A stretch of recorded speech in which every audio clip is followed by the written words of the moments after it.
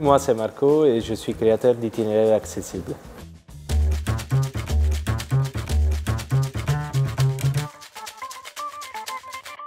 En 2015, je me suis retrouvé en fauteuil roulant après un accident de ski. Suite à ça, avec des copains, je voulais partir un week-end sur Lyon.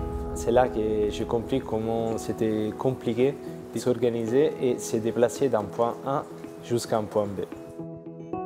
Les problématiques majeures étaient quel chemin suivre pour se déplacer, quel moyen de transport prendre qui était vraiment accessible.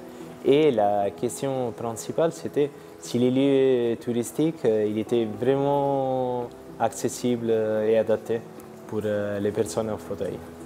J'ai rencontré Sébastien Guillon quand j'étais encore à la clinique du Grésivaudan. On parlait avec lui de l'idée de créer un générateur d'itinéraires accessible.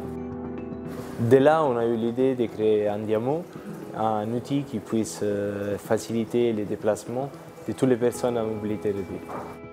On a fait le choix dès le début de rendre gratuitement nos itinéraires aux bénéficiaires, donc aux utilisateurs, et de vendre aux offices de tourisme métropole cet outil-là qui va permettre à n'importe quel touriste à mobilité réduite de créer son itinéraire.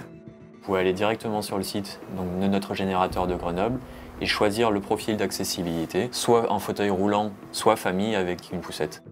On a une vingtaine de villes d'itinéraires touristiques accessibles. Mais par contre, sur la ville de Grenoble, on a un vrai générateur d'itinéraires.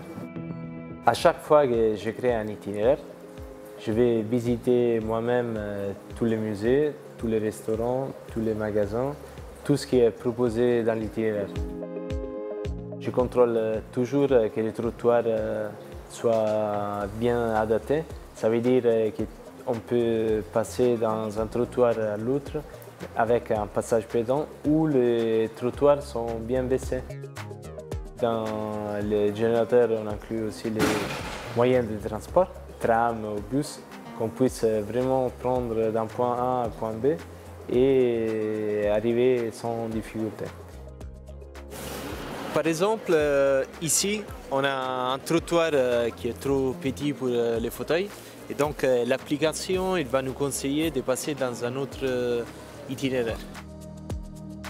Grâce à l'application, on explique qu'il y a une entrée sur un côté, ou un ascenseur ou une rampe, qu'on doit juste suivre le chemin et on peut accéder au musée.